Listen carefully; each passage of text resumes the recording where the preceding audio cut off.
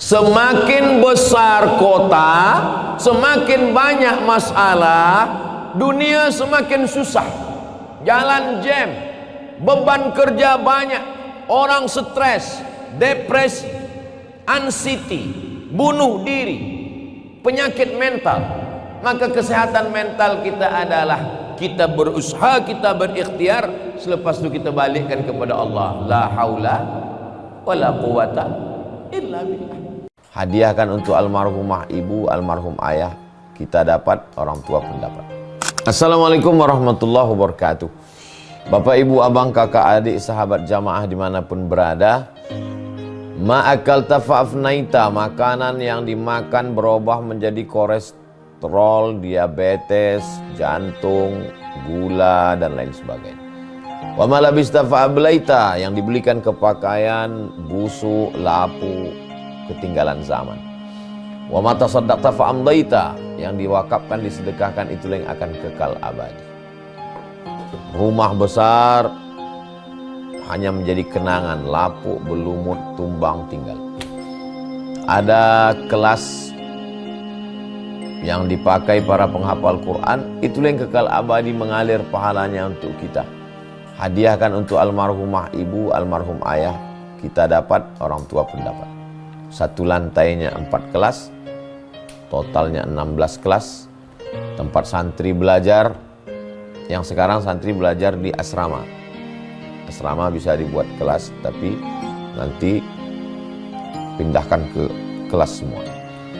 Mari kita support pembangunan, kirimkan semen, batu bata, kerikil, pasir, besi, dan lainnya melalui rekening BSI 767 7777 227. Sekali lagi 767 7777 227 atas nama Yayasan Pendidikan Hajah Rohana. Konfirmasinya jangan lupa ke nomor berikut 0811 6650 026. Sekali lagi 0811 6650 026. Berkah selalu, barakallahu fikum. Wassalamualaikum warahmatullahi wabarakatuh.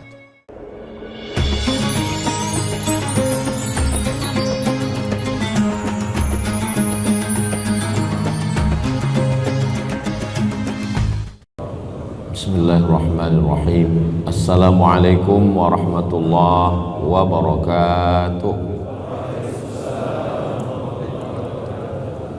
Alhamdulillah. Allahumma salli ala Sayyidina Muhammad wa ala ali Sayyidina Muhammad.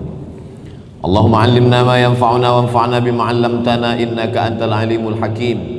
Rabbi shrah li sadri wa yassir li amri wa hlul 'uqdatam min lisani yafqahu qawli.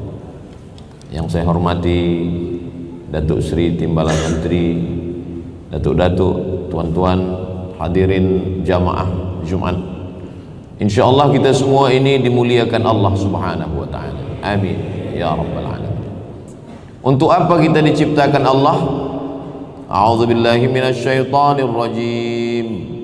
Wa ma khalaqatul jinna wal insa illa liya'budun. Untuk beribadah. Berapa macam ibadah? 4. Yang pertama ibadah badan, tawaf, sa'i, melempar jumrah, wukuf, tegak, rukuk, sujud, i'tidal. Yang kedua ibadah harta, zakat, wakaf, infak, sedekah, wasiat, hibah, ghanimah. Yang ketiga ibadah lisan, subhanallah, walhamdulillah, la ilaha illallah, wallahu akbar, Allah Allah. Yang keempat ibadah hati, tawakal, ridha, qanaah, zikir, iman, Islam, takwa. Di antara 4 ibadah ini mana ibadah yang paling mulia? Ibadah yang paling mulia ibadah hati. Mengapa yang paling mulia ibadah hati? Kerana dari ujung rambut sampai ujung kaki yang mulia adalah hati. Ala fil jasadi mudghah, ketahuilah di dalam badan ini ada segumpal, ada sekepal. Idza salahat salahal jasadu kulluh. Kalau dia baik, yang lain ikut jadi baik. Wa idza fasadat fasadal jasadu kulluh. Kalau yang lain rosak, dia ikut rosak. Ala wahyal qalb, hati. Di antara ibadah harta mana yang paling baik? Ibadah harta yang paling baik shadaqatun jariyah, mengalir selepas kita mati. Di antara ibadah lisan mana yang paling baik? Afdalul dzikri fa'lam annahu la ilaha illallah. Di antara ibadah badan, tegak, rukuk, sujud, tawaf, melempar jumrah, mana yang paling baik? Aqrabu ma yakunul abdu min rabbih wa huwa sajid. Allah paling dekat dengan orang yang sujud. Keempat-empat ibadah ini boleh terjadi bersama dalam satu waktu di dalam masjid. Ibadah hati, iman. Ibadah lisan, la ilaha illallah. Ibadah badan, sujud. Ibadah harta, sedekah jariyah. Maka keempat-empat ibadah bersatu di dalam masjid. Itulah mengapa binaan yang paling mulia di atas muka bumi ini adalah masjid. Inna awwala baiti wudi'a lin-nasi lalladzi bi Bakkata mubaraka. Binaan yang pertama di atas muka bumi yang penuh dengan keberkahan adalah yang ada di Bakkah. Nama lainnya Makkah, nama lainnya Ummul Qura. Itulah dia Masjidil Haram. Subhanalladzi asra bi'abdihi lailan minal masjidil harami ilal masjidil aqsa. Apa binaan yang pertama ya Rasulullah? Al-Masjidil Haram. Apa yang kedua ya Rasulullah? Al-Masjidil Aqsa. Kam bainahuma, berapa antara keduanya? Arba'un, 40. Lalu kemudian maka Nabi Muhammad SAW ketika dia pindah dari kota Makkah ke kota Al-Madinah Al-Munawwarah, berangkat hari Isnin sampai di Quba hari Isnin 4 malam, malam Selasa, malam Rabu, malam Khamis, malam Jumat. Selama 4 malam yang dia buat adalah masjid. Itulah dia Masjid Quba. Panjang umur, sehat badan, mudah-mudahan kita boleh sembahyang di Masjid Quba.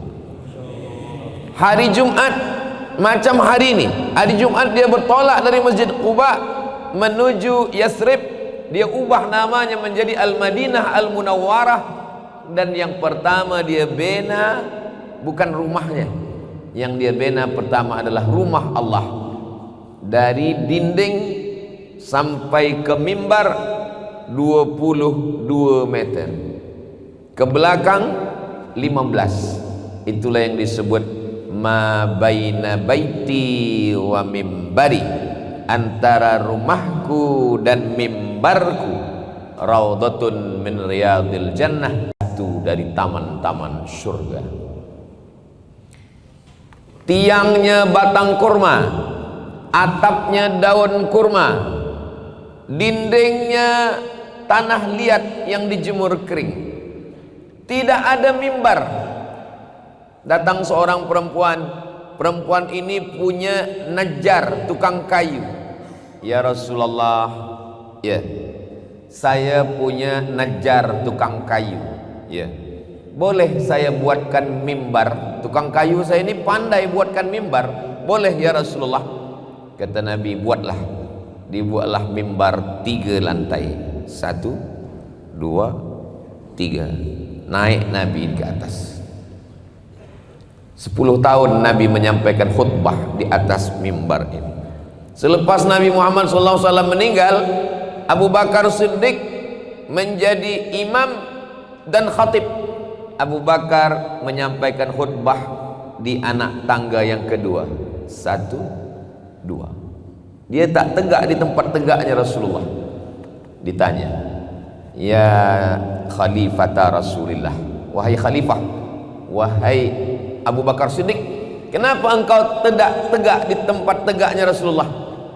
Saya malu, tak sampai iman dan ilmu saya setinggi Rasulullah sallallahu alaihi wasallam. Dia hanya tegak di tempat tangga kedua, tempat tegaknya Sayyidina Abu Bakar Siddiq. Ketika itu masjid tidak ada mihrab. Mihrab tempat imam tidak ada. Fanadatul malaikatu wa huwa qaimun fil mihrab.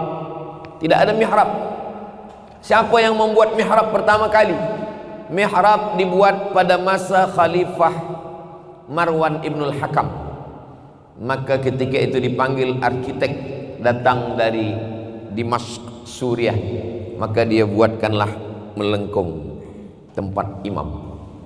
Mengapa imam dibuatkan? Supaya boleh membuat saf lebih panjang. Sebab kalau imam di sini kosong kanan kiri, maka imam di mihrab sehingga boleh saf lebih banyak. Kenapa dibuatkan mihrab? Sebab masa itu belum ada mic, sehingga kalau imam di mihrab suaranya menggema ke belakang. Itu maka masjid-masjid yang tua zaman dulu mihrab cekung, lalu kemudian tidak sampai ke atas supaya suara itu menggema ke belakang. Bismillahirrahmanirrahim. Ini menggema pakai mic, bukan mihrab. Masa itu belum lagi ada kubah, sebab masjid Nabi tak ada kubah. Dari mana kubah ini datang? Ketika Islam sampai ke negeri Rom. Di Rom itu mereka punya arsitek atap yang melengkung, batu yang disusun naik ke atas, maka nampaknya kubah ni elok. Kenapa elok guna kubah? Karena kalau ada kubah tak ada tiang di tengah. Maka kalau tak ada tiang di tengah, saf tak putus. Saya pun kalau menyampaikan tazkirah, khutbah, saya suka kalau tak ada tiang di tengah. Sebab kalau banyak tiang, tak sampai ayat-ayat itu ke telinga jamaah, tersangkut di tiang-tiang. Hari ini kita menengok lapang, luas. Masa itu azan, Bilal bin Rabah naik ke atas satu tempat yang tinggi di belakang mimbar. Boleh kita tengok sampai hari ini masih ada di Taman Raudhah. Maka belum lagi ada menara yang tinggi. Bila menara ini datang? Menara datang ketika Islam sampai ke Alexandria di Afrika. Ketika itu pada masa pemerintahan Sayyidina Umar Ibnul Khattab Amirul Mukminin, maka Umar bin Khattab mengirim sahabat Nabi bernama Amr bin As untuk membawa Islam ke Afrika. Sampai di Alexandria, mereka menengok ada binaan tinggi di tepi pantai Laut Mediterania. Di atasnya ada api. Api diletakkan di tepi pantai supaya kalau malam kapal datang, maka nakhoda kapal tahu bahwa kita dah sampai di tepian. Maka dia pelankan kecepatan kapal, mercusuar tempat api yang menyala. Manarah, nar api, manarah tempat api. Diambil tempat api ini, apinya diturunkan. Diturunkan api dari atas ke bawah, muazzin naik ke atas. Dengan tingginya muazzin, maka lebih banyak kaum muslimin yang mendengar azan. Allahu Akbar, Allahu Akbar. Muazzin naik ke atas. Sekarang muazzin di bawah, suaranya naik ke atas. Apa maknanya? Mimbar, mihrab, kubah, menara adalah sesuatu yang datang selepas Nabi Muhammad sallallahu alaihi wasallam. Jadi kalau hari ini ada yang orang melarang mic, tak boleh masuk ke dalam masjid, kamera tak boleh, mic tak boleh masuk dalam masjid. Sebab apa? Sebab tak ada zaman Nabi. Kalau tak ada zaman Nabi, bid'ah, wa kullu bid'atin dalalah wa kullu dalalatin finnar. Kamera tak boleh masuk dalam masjid, sebab kamera tak ada dalam zaman Nabi. Maka kubah pun tak ada zaman Nabi, menara pun tak ada zaman Nabi, mihrab pun tak ada zaman Nabi. Yang tidak boleh itu adalah kalau sembahyang Jumat kita tambah 4 rakaat. Selama dia mengikut sunnah Rasulullah sallallahu alaihi wasallam, adapun alat-alat ini, maka ini dibolehkan. Kubah, alat untuk menutup kita dari panas matahari. Mihrab, alat supaya imam boleh maju ke hadapan. menara, alat supaya naik suara ke atas. Maka Islam tidak pernah mengharamkan alat. Begitu juga dengan alat menghitung zikir. Saya hanya mampu menghitung zikir 20. 1, 2, 3, 4, 5, 6, 7, 8, 9, 10, 11, 12, 13, 14, 15, 16, 17, 18, 19, 20. Tapi bila kita ada alat yang dipakai untuk mengira, menghitung zikir, maka tasbih kita gunakan dia, subhanallah, alhamdulillah, la ilaha illallah, wallahu akbar, maka boleh. Bagaimana sahabat Nabi bernama Abu Hurairah membuat gulungan tali 1000 gulung. Selepas itu dia simpul tali. Sebelum tidur malam simpul tali itu dia buat untuk menghitung subhanallah, subhanallah, subhanallah. Tidak pernah dibuat oleh Nabi Muhammad sallallahu alaihi wasallam. Islam membolehkan manusia untuk berkarya, menciptakan sesuatu yang baik. Kalau telinga senang mendengar suara yang elok-elok, maka dalam melantunkan ayat Al-Quran, Al-Fatihah, ada lagu Sika, Jaharka, Nahawan, Ras, Bayati, Soba, sebab telinga suka mendengar. Imam kita tadi suaranya Masya Allah, muadzin kita tadi, kalau telinga suka mendengar yang elok-elok, maka mata pun juga suka memandang yang cantik-cantik, menengok kaligrafi yang ada di atas. Masya Allah. Waj'alna min baini aydihim saddan wa min khalfihim saddan fa'aghshaynahum fahum la yubsirun. Surah Yasin. Melengok kaligrafi yang ada di atas cantik, Masya Allah. Hunalika da'a Zakaria rabbah. Di sana ada Zakaria meminta kepada Allah sebab dia lama tak ada anak. Rabbi habli min ladunka dzurriyyatan thayyibah.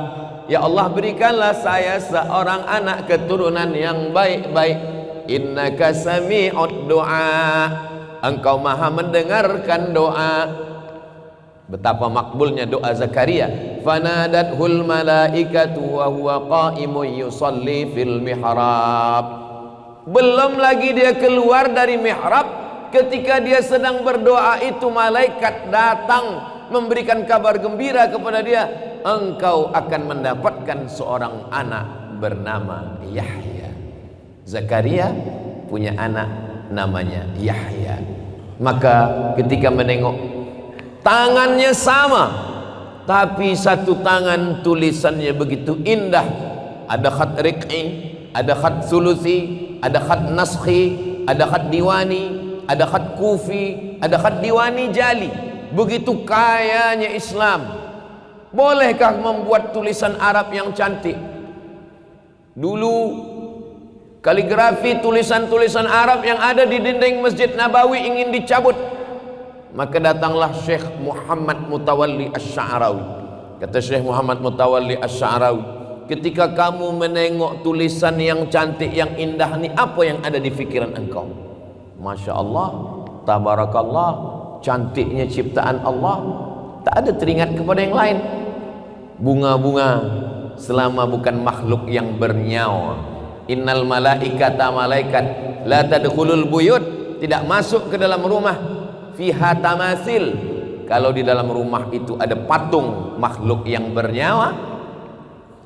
Kalb, kalau di rumah itu ada, mohon maaf, anjing. Tapi malaikat yang tak masuk itu malaikat rahmat. Malaikat maut masuk. Kalau malaikat maut tak masuk, dah lama saya beli anjing. Begitulah masjid sampai hari ini, di mana umat Islam memijakkan kakinya, maka yang pertama dia bina adalah masjid, dan sampai hari kiamat dia mendapatkan pahalanya. Siapa yang pertama kali membina masjid di tanah ini? Yang pertama kali adalah Sultan Syarif Ali. Dialah yang pertama kali membina masjid. Ustaz tahu dari mana? Saya ziarah tadi, saya tengok ada cerita. Yang pertama membina masjid adalah Sultan Syarif Ali. Begitulah Allah SWT memuliakan.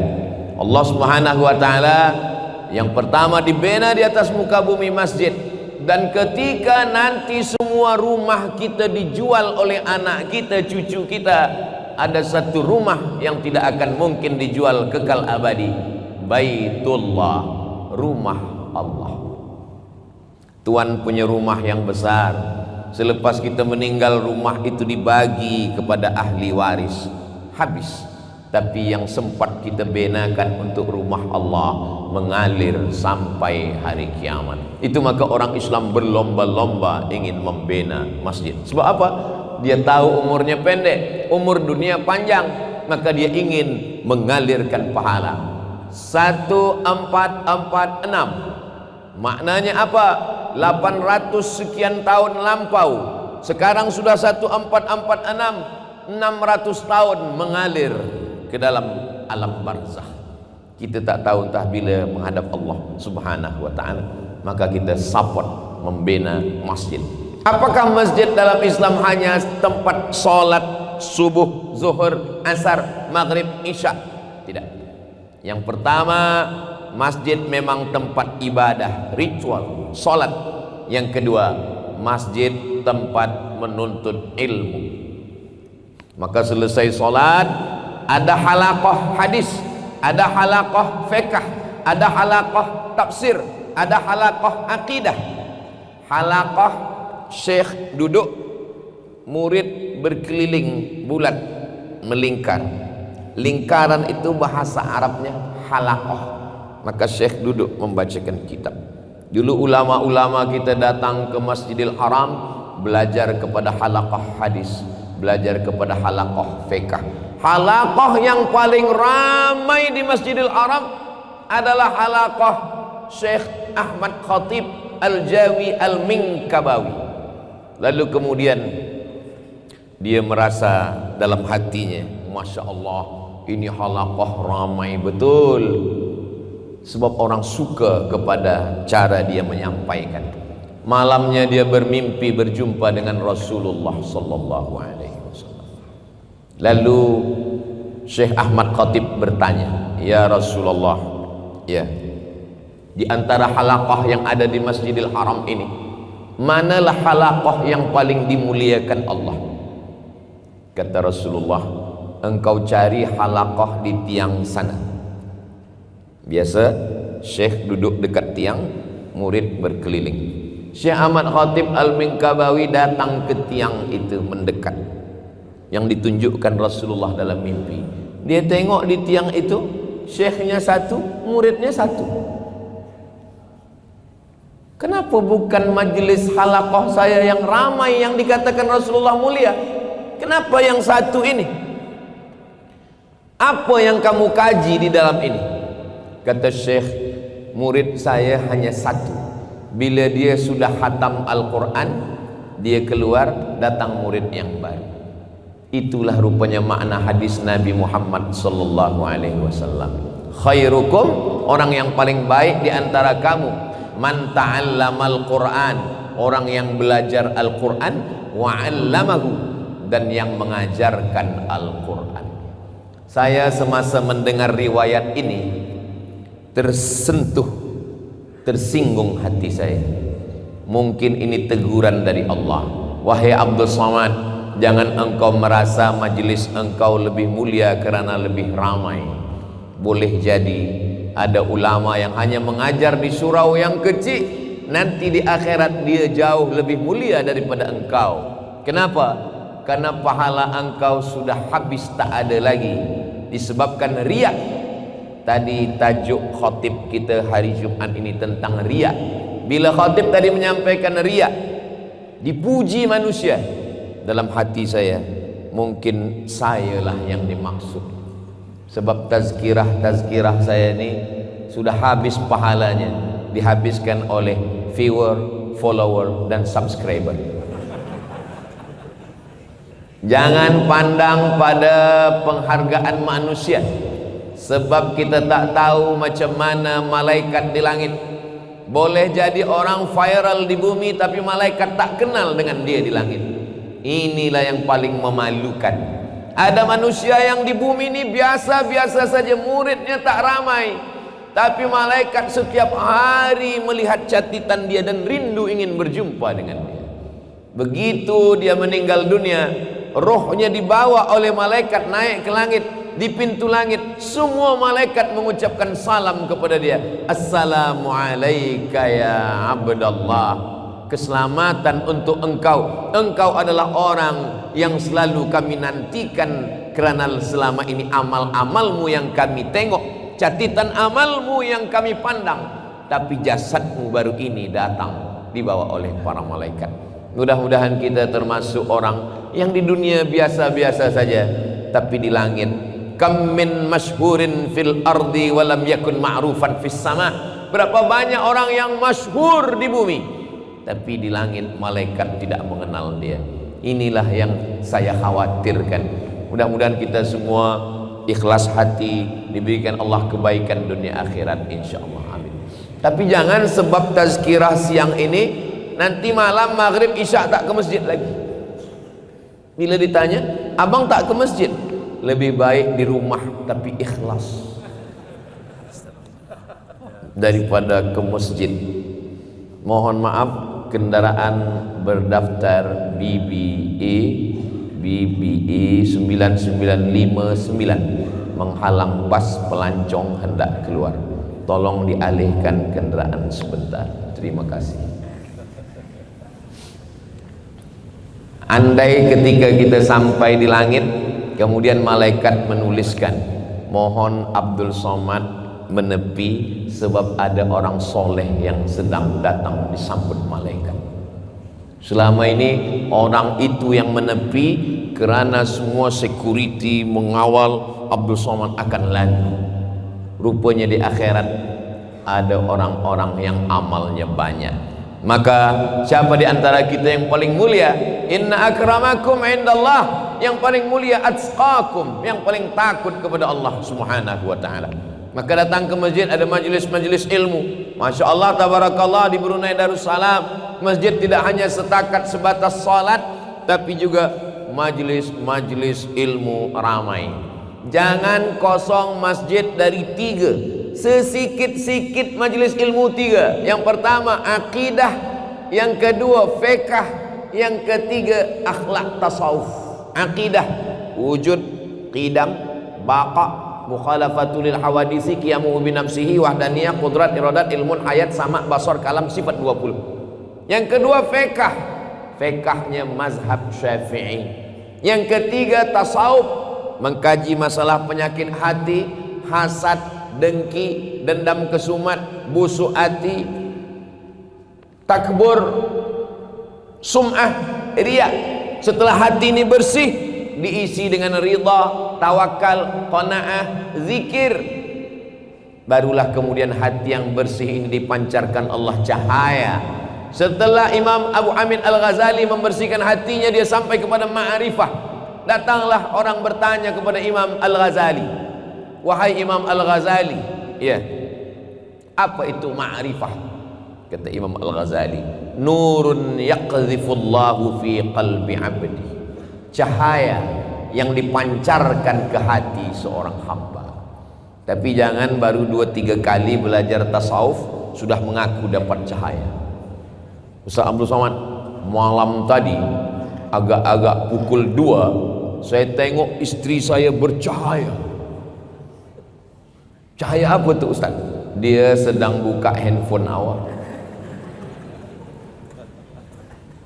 Kita mengaji ini bukan nak menunjukkan kita yang paling alim, bukan nak mengatakan kita yang paling faqih, tapi menyedarkan, menyibukkan diri kita bahwa kita bukan apa-apa dan bukan siapa-siapa. Tuba, berbahagialah liman syaghalahu aibuhu an uyubin nas. Berbahagia orang yang sibuk dengan aibnya, dengan cacatnya, dengan kekurangannya, sehingga dia tak sempat lagi mengkaji, membahas, mencakapkan aib orang lain.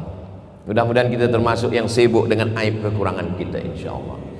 Lalu kemudian dari halaqah-halaqah ini berubah masjid, masjid jami', tambah ta di ujung, ta marbutah, dari jami' menjadi jami'ah. Masjid jami', jami'ah university. Jami' Al-Azhar berubah menjadi Jami'atul Azhar. Dulu Masjid Al-Azhar tempat orang sembahyang, ada halaqah, berubah menjadi University Al-Azhar. Ada yang lebih tua lagi daripada Al-Azhar di Tunisia, namanya Jami' Zaituna. Jami' Masjid Zaituna berubah menjadi Jami'ah Az-Zaituna, University Zaituna. Ada yang lebih tua lagi daripada Zaituna di Maghribi, Masjid Qarawiyin. Masjid Qarawiyin, Jami' Qarawiyin berubah menjadi Jami'atul Qarawiyin, University Qarawiyin. Tiga-tiganya masih ada lagi zaman sekarang. Kenapa orang yang belajar di Jami' berkah? Karena bukan setakat ilmu, tapi ada amal. Bukan setakat menghafaz, tapi ada adab. Bukan hanya membahas haddatsana, akhbarana, adba'ana, nabba'ana, tapi juga ada akhlak kepada guru. Sekarang orang yang bangga dengan hafazannya, yang bangga dengan ayatnya, yang bangga dengan hadisnya, kamu kalah dengan seorang syekh yang luar biasa. Syekh apa? Syekh AI. Tahu segala sesuatu. Maka siapa yang selamat daripada fitnah akhir zaman ini?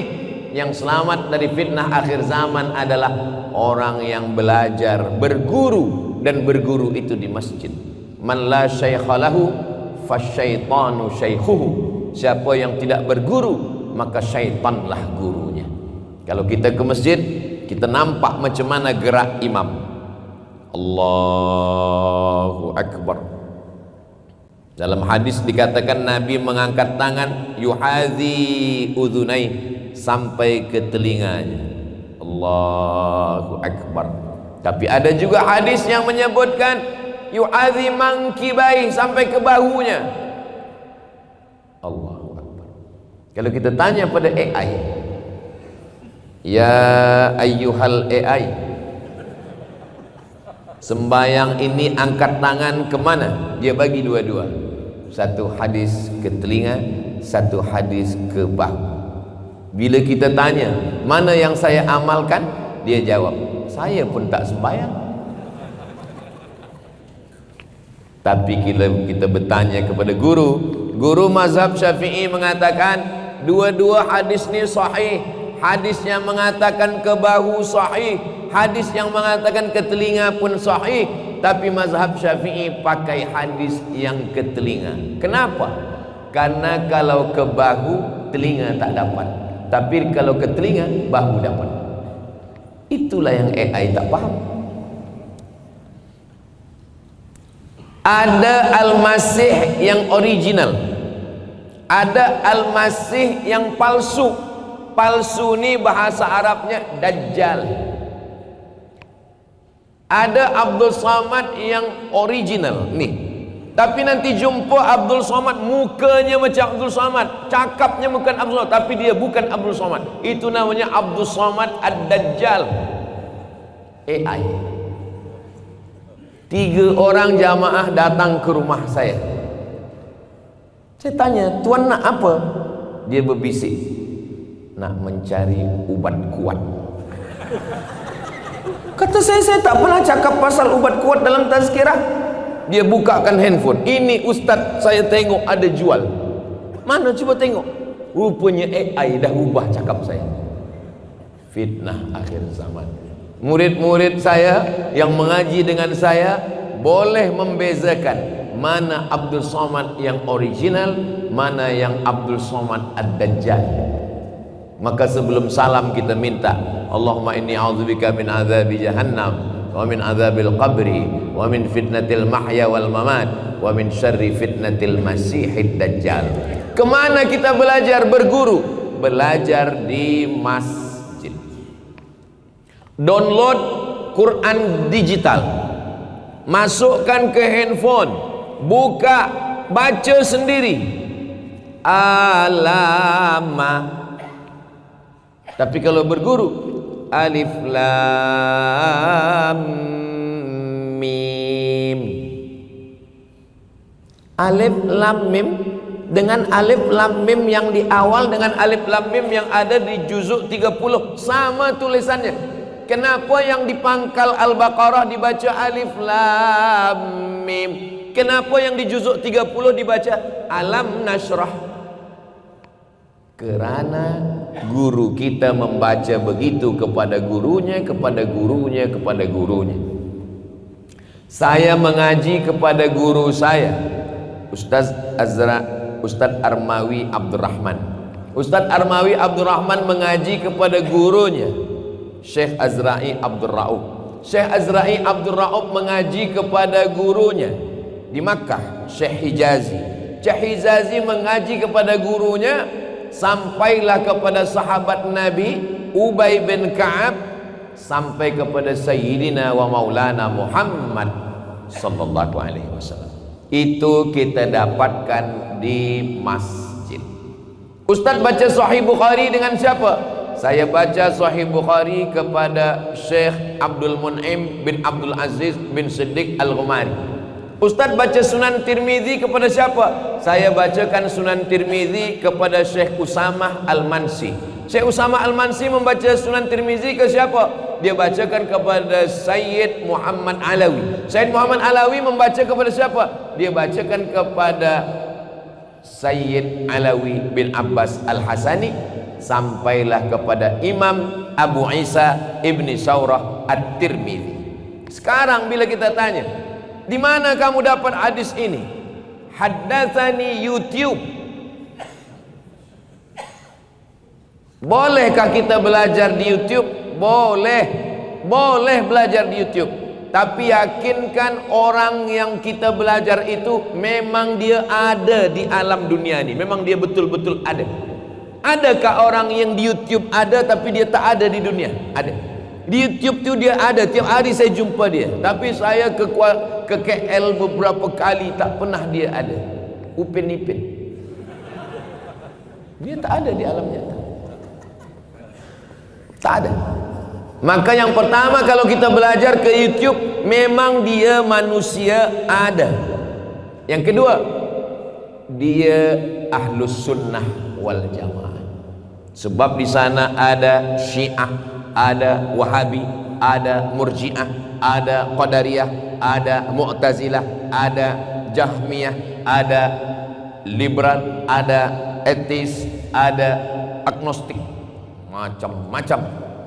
Maka kita mesti belajar. Apa itu Ahlus Sunnah wal Jamaah? Dalam bidang akidah, Imam Abul Hasan Al-Ash'ari.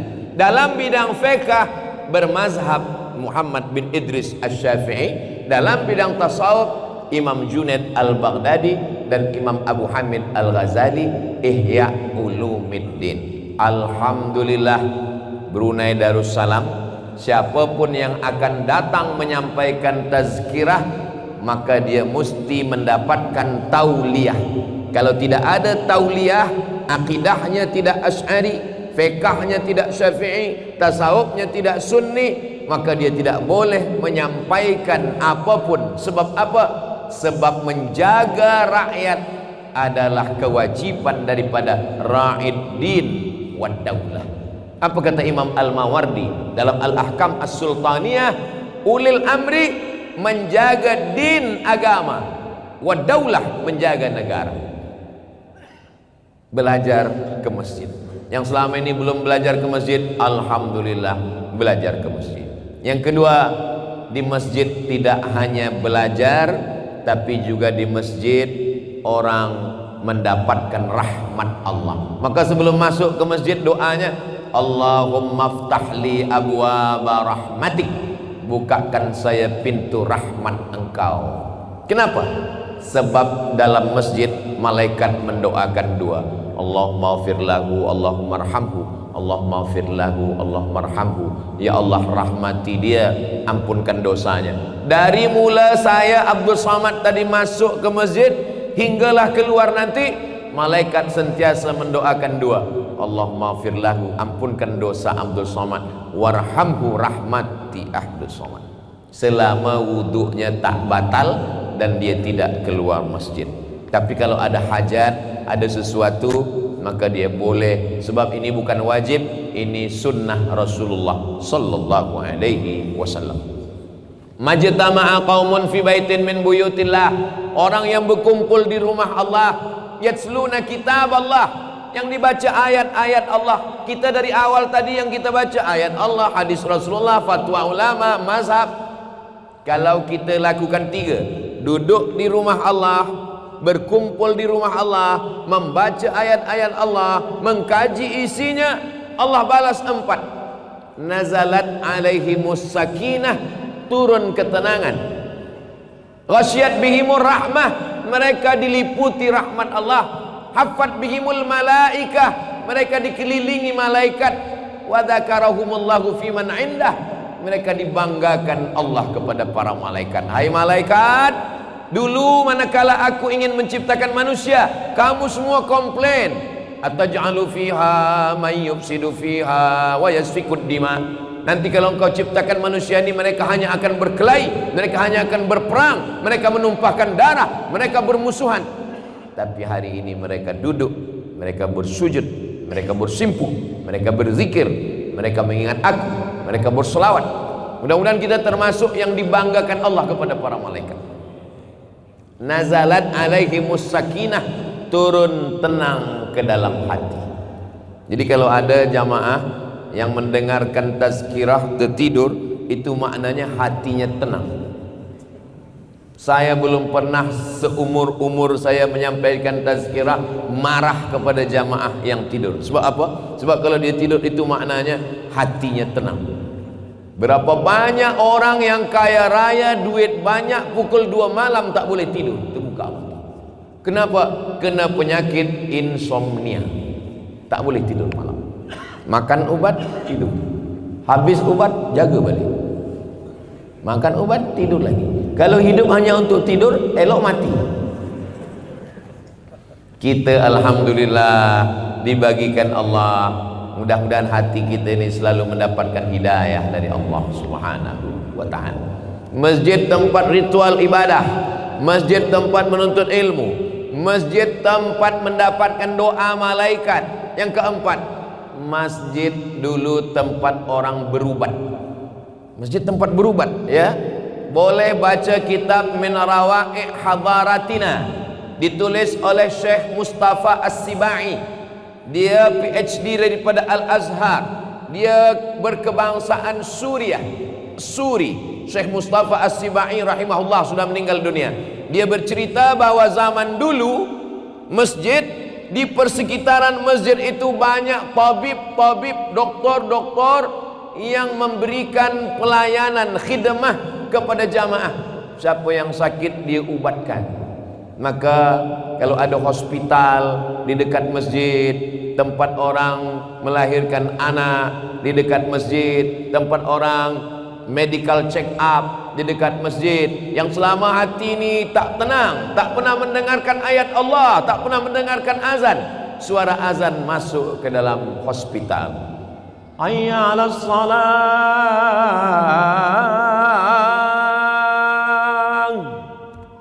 meleleh air mata dalam hospital. Istri mendampingi di samping. Kata istri, kenapa abang menangis? Aku sedih, ingin sembahyang Jumat. Sekarang saya tak boleh sembahyang. Dulu waktu sihat tak pernah ke masjid. Selepas sakit baru dibukakan Allah pintu hidayah. Jangan sampai dia mati dalam keadaan su'ul khatimah. Maka kalau kita datang menengok orang sakit di masjid, di hospital, masuk suara azan masjid ke telinganya, dia bertaubat, doakan supaya dia husnul khatimah, bagi dia semangat. Bismillahirrahmanirrahim, dengan nama Allah yang menyembuhkan. Bismillahirrahmanirrahim, dengan nama Allah yang menyehatkan. Bismillahilladzi la yadurru ma'asmihi syai'un fil ardi wala fis sama. Menengok orang sakit kita tidak boleh terlampau jujur. Macam mana nampak ustaz saya ni? Kalau saya tengok ni nampaknya tak sampai hari Jumat selesai. Kita bagi semangat. Saya ini sakit ustaz, kata doktor umur saya tak sampai lama. Berapa hari kata doktor? Kata doktor sebulan lagi ustaz. Insya Allah doktor itu setengah bulan. Umur bukan di tangan manusia. Innama amruhu idza arada syai'an ayyaqula lahu kun fayakun. Saya tak boleh pergi ke tandas, ajarkan tayamum, bawakan debu, ajarkan dia tayamum. Tapi saya tak boleh sembahyang sebab saya guna pampers. Maka selepas masuk waktu azan, bersihkan, pakai guna pampers, salat zuhur 4 rakaat, jamak takdim asar 4 rakaat, tidak qasar, tak boleh dua-dua. Sebab yang dua-dua ni mesti musafir 88-90 km. Sedangkan untuk sakit boleh jamak tapi tidak qasar. Tapi sakit yang amat sangat susah, jangan sebab tazkirah ni demam-demam sikit jamak. Kenapalah suami saya ni ustaz demam sikit jamak, panas sikit jamak? Sebab apa? Sebab tazkirah ustaz. Sama saya disalahkan orang. Lalu kemudian nanti maghrib, tengok maghrib, oh maghrib dia masih lagi okey, masih lagi tunggu isyak, okey di isyak jamak takhir, tarik maghribnya ke isyak, nanti dia bila nak tidur baru bersihkan, ganti pampers baru dia sembahyang, jamak takhir. Tak boleh duduk telentang menghadap ke arah kiblat, miringkan badan, kepala di sini, kaki di sini menghadap ke kiblat. Tak boleh menghadap ke kiblat, telentang dengan isyarat mata, Allahu Akbar, sami Allahu Allah. Dengan mata pun tak boleh kita sembahyangkan. Tidak gugur kewajiban sembahyang walaupun di hospital. Ini sekarang kalau ada orang sakit di hospital, bawa limau, bawa apple, bawa kue. Waktu sihat tak ada bawa. Kita bawa orang waktu sihat. Kalau sakit kita bawakan debu untuk tayamum. Kita ingatkan, tanya sudah sembahyang, bawakan dia tasbih untuk berzikir supaya hatinya tenang. Sebab yang jahat ini adalah fikiran. Yang paling jahat di badan kita bukan kolesterol, yang jahat ni bukan gula, yang jahat ni bukan jantung, yang jahat bukan kambing, yang jahat yang makan kambing. Yang jahat adalah fikiran kita. Kata fikiran kita bilang kau makan nanti kau akan sakit, kau akan begini, bini kau akan tinggal diambil boyfriend dia yang dulu, maka nanti naik semuanya, darah naik, gula naik, diabetes naik. Maka yang boleh menghentikan fikiran adalah zikir. Afdalu zikri fa'lam annahu la ilaha illallah, la ilaha illallah, la ilaha illallah, la ilaha illallah, la ilaha illallah. Pikiran kita berhenti. Ustaz, berzikir itu buka mata atau tutup mata? Buka mata boleh, tutup. Saya tutup mata, la ilaha illallah. Kalau dalam tutup mata tu nampak sesuatu, buka mata. Kadang mau kalau kita berzikir malam datang sesuatu macam, buka balik untuk menghalau dia pergi, tutup mata balik. Kadang kita buka tengok kawan, lah kita pula terkejut. Semakin besar kota, semakin banyak masalah, dunia semakin susah. Jalan jam, beban kerja banyak, orang stres, depresi, anxiety, bunuh diri, penyakit mental. Maka kesehatan mental kita adalah kita berusaha, kita berikhtiar, selepas itu kita balikkan kepada Allah. La haula wala quwata illa billah. Tapi la haula wala quwata illa billah itu selepas ikhtiar. Ikhtiar dulu. Ambil kuda, tambatkan ke batang kurma, masuk ke masjid, tawakal kepada Allah. Sekarang banyak juga umat Islam ini tak ada buat apa-apa. Bila ditanya, awak tak pergi kerja? La haula wala quwwata. Ini bukan tawakal, ini apatis, ini bukan ajaran Islam, ini aliran sesat, ini Jabriyah namanya. Umat Islam itu berikhtiar. Masjid tempat salat ritual, masjid sebagai tempat menuntut ilmu, masjid sebagai tempat menenangkan hati karena didoakan malaikat, masjid sebagai tempat berubat zahir dan batin. Dulu jamaah yang sakit manakala perang Uhud diubati di masjid. 5. Masjid menyelesaikan perkara silang sengketa di antara umat. Ada orang berkelahi, didudukkan di masjid. Di luar masjid dia caci maki, hamun, marah. Tapi dalam masjid hatinya sejuk, hatinya tenang. Oh, waktu kita dah habis. Tadi saya mula pukul 1.30, sekarang pukul 2.30. Sebenarnya di mana-mana saya tazkirah 60 menit. Ini botol ni kecil, tak sampai 600 ml. Nah, last sekali, yang keenam, masjid sebagai tempat orang untuk menikah. Mudah-mudahan yang belum menikah segera menikah. Saya tengok yang cakap amin yang dah menikah pula. Kata Nabi, kamu kalau menikah jangan diam-diam. A'linu hadzal nikah, iklankan nikah ini, istiharkan nikah ini, jangan diam-diam. A'linu hadzal nikah waj'aluhu fil masajid, buat akadnya di masjid. Wadribu alaihi bid-dufuf, pukulkan duf gendang. Maulaya salli wa sallim daiman abada. Itulah asal muasal kenapa akad di masjid. Kamu pernah ke masjid? Alhamdulillah Ustaz, saya ke masjid 3 kali. Pertama mengaji kecil dulu, kedua akad nikah, ketiga mati. Yang dapat naungan nanti di padang mahsyar, tak ada atap, tak ada pokok kayu, tak ada building, tak ada, semua tak ada. Siapa yang dapat naungan di padang mahsyar? Rajulun qalbuhu mu'allaqun fil masajid, orang yang hatinya tergantung di masjid. Badan boleh di office, badan boleh di mall, badan boleh di jalan, tapi hati di masjid. Apa makna hati di masjid?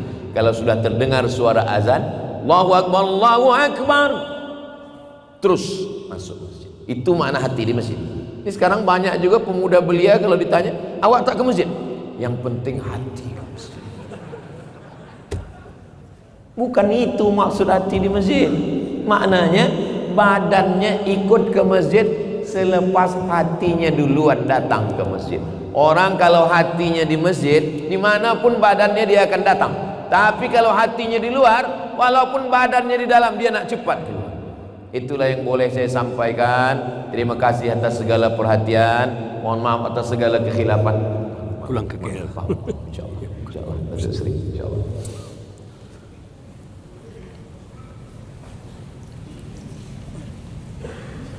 Airport. Saya pun petang nanti ke airport, ke Sabah insyaAllah. Tapi kita tidak pernah berpisah, karena kita selalu bersama dalam doa. Jadi orang beriman tak pernah jauh. Saya Ustaz Somad tengok selalu datang ke Brunei 6 bulan. Tapi sebenarnya tiap malam kita jumpa Ustaz. Di mana? Di YouTube. Jangan lupa subscribe, like, share, and comment. Saya hari ini senang menengok pemuda-pemuda belia-belia. Oh, Ustaz senang sebab kami yang muda-muda ni. Kami yang tua macam mana? Saya tak menengok ada orang tua di sini. Ini bukan orang tua, ini adalah anak muda yang masuk ke badan orang tua. Kalau dia ke masjid, maka dia muda. Tapi kalau dia di rumah, dia adalah tua. Nanti kalau ada orang bertanya, apakah itu muda, apakah itu tua? Yang muda kalau umurnya 17, bukan. Siapa yang ke masjid, dia muda. Siapa yang di rumah, dia tua. Lautan kan ku seberangi, bukit kan ku daki, masjid ku lalui. Orang tua. Kalau dia pemuda, dia ke masjid. Itulah yang boleh saya sampaikan. Mudah-mudahan kita semua, anak cucu kita istiqomah solat di masjid, dan kita termasuk orang yang mengimarahkan masjid, yang hari ini bersempena 30 tahun Masjid Jami' yang digunakan untuk solat, menuntut ilmu, mendapatkan doa, mendapatkan berkah. Mudah-mudahan kita sebelum mati diberi Allah rezeki sempat membina masjid insyaallah. Amin ya rabbal alamin. Ala hadhihi niyyah al-Fatihah. A'udzubillahi minasyaitonir rajim. Bismillahirrahmanirrahim. Alhamdulillahi rabbil alamin. Arrahmanir rahim. Maliki yaumiddin. Iyyaka na'budu wa iyyaka nasta'in. Ihdinas siratal mustaqim, siratal ladzina an'amta 'alaihim ghairil maghdubi 'alaihim waladdallin. Amin. Wa sallallahu ala sayyidina Muhammad wa ala alihi washabbihi wasallam walhamdulillahi rabbil alamin. Taqabbalallahu minna wa minkum taqabbal ya karim. Terima kasih atas segala perhatian. Mohon maaf segala kesilapan dan kekhilafan. Aqulu qawli hadza astaghfirullah li wa lakum. Wassalamualaikum warahmatullahi wabarakatuh. Hadiahkan untuk almarhumah ibu, almarhum ayah. Kita dapat, orang tua pun dapat. Assalamualaikum warahmatullahi wabarakatuh. Bapak, ibu, abang, kakak, adik, sahabat jamaah dimanapun berada, ma'akal tafa'afnaita, makanan yang dimakan berubah menjadi kolesterol, diabetes, jantung, gula, dan lain sebagainya.